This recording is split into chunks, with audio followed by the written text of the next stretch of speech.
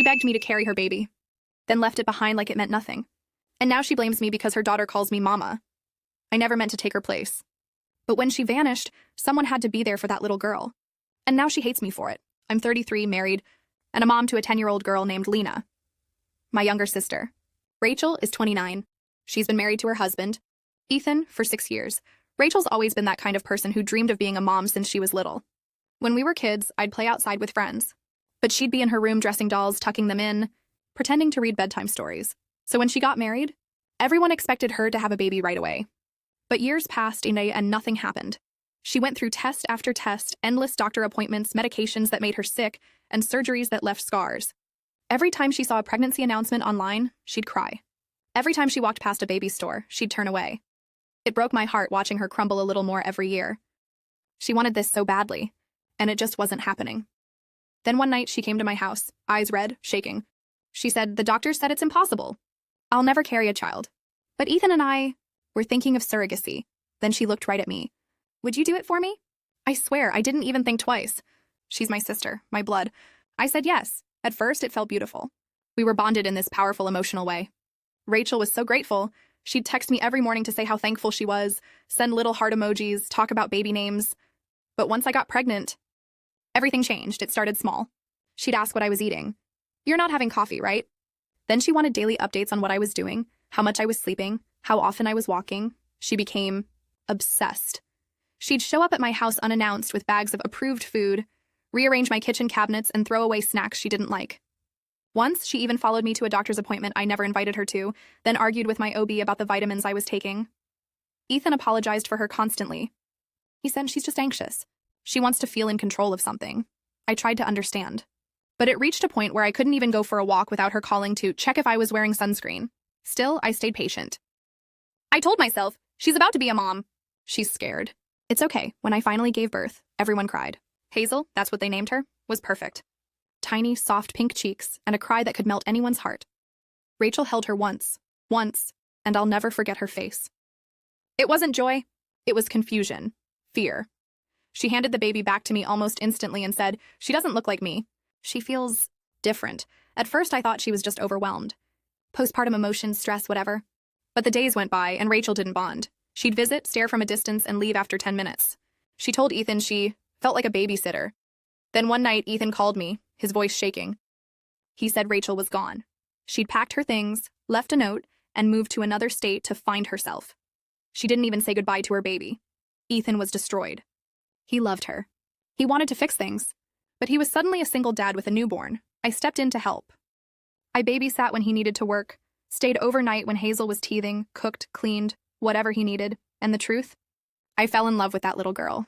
She'd curl her tiny fingers around mine and fall asleep on my chest. Her first laugh was at me making silly faces. Her first word, and I'm not exaggerating, where it was mama. It broke me and healed me at the same time. My daughter, Lena, adored her. She'd call her my baby sister. Our house was full of baby giggles again, and I kept telling myself, this is temporary. Rachel will come back, but she didn't. Not for 11 months. Then, out of nowhere, she called Ethan. She said therapy helped her heal, and she was ready to come home. He was thrilled. I was nervous. The first time she saw Hazel again, it was like watching a stranger approach a baby in a park. Hazel just stared, then clung to Ethan. When Rachel tried to hold her, she screamed until Ethan handed her to me. Rachel's face. I'll never forget it. It was like watching her heart shatter into 1,000 pieces, and then turn into fury. From that day, things were awkward. Rachel blamed me for interfering. If Hazel cried for me, she'd glare. If Hazel smiled at me, she'd leave the room. Once, she even said, "You enjoy this, don't you?" Being the favorite. "Having my baby love you more than me," I told her. "Rachel, I didn't plan this. You left. I just helped Ethan." But she didn't care.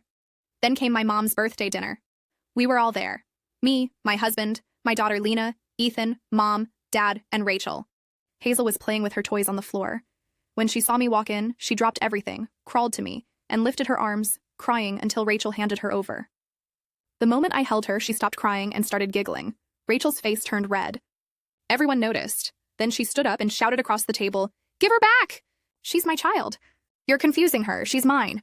The room went dead silent. My mom tried to calm her, but Rachel kept yelling, accusing me of stealing her bond, poisoning her baby against her, and something inside me snapped. I said, "Rachel, You walked away for nearly a year. You can't just show up and expect her to magically know who you are. Being a mother isn't about DNA, it's about being there. You weren't. She started crying, shaking, and screamed, "You're not her real mother!" I said quietly, "Then where was her real mother when she needed one?" She left the restaurant sobbing. Now my family's split. My mom thinks I went too far. She says I should have been more understanding of Rachel's pain. My dad refuses to take sides. But Ethan and my husband both told me I only said what needed to be said. A few days later, Rachel texted me. She wrote, "You've ruined my chance to be her mother. She'll never love me now. And it's your fault." I replied, "Rachel, I didn't ruin anything." "You did, when you walked away from her." She hasn't replied since. I don't want to take Hazel away. I never did. But how do I just shut off the love I have for her? I carried her. I gave birth to her. I stayed up with her through fevers, nightmares, and first teeth, and now she calls me mama. And Rachel looks at me like I stole her entire life. So maybe I shouldn't have said it. Maybe calling her not a real mother was cruel. But deep down, I think it was true. Because a real mother doesn't run when it's hard. A real mother doesn't vanish when it's inconvenient. A real mother stays even when it hurts, and she didn't. So, tough for saying it out loud? What do you think?